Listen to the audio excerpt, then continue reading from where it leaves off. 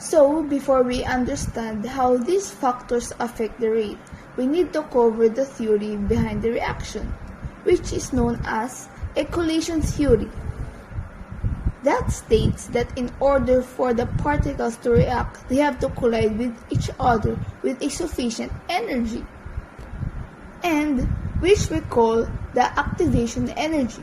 And if they collide with less energy than this, then nothing will happen. So, if we were to think about an entire reaction which is involve tons of particles, then the rate at any particular point is going to depend on two main things, which is number one, the amount of energy that the particles have.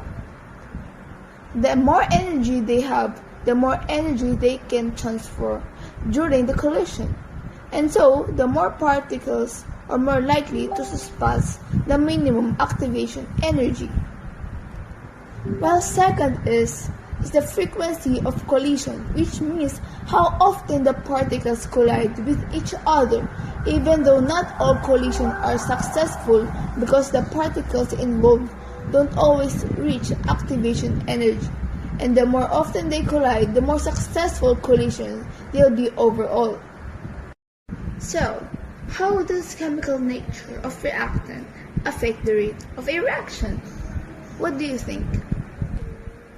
During chemical reaction, chemical bonds are broken and new bonds are formed.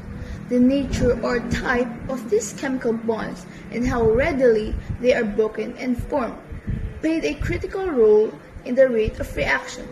When the reaction involves primarily the exchange of electron, reaction tend to be very rapid. So now, we're going to concentrate in concentration. So, concentration of a substance can be expressed in variety of ways, depending on how the nature of substance is. Aqueous solutions typically have their concentration expressed in mole per liter. For example, a solution made by dissolving sodium and hydroxide in water has its concentration expressed as mole of NaOH per liter of solution. Gases can also have their concentration expressed in mole to liter. How will increasing the concentration of reactant affect the rate of chemical reaction? So from my understanding, it will increase the reaction rate or leave it at the same time, depending on whether the particular reactant added is one that's limiting the reaction rate before the addition. Created using Powtoon.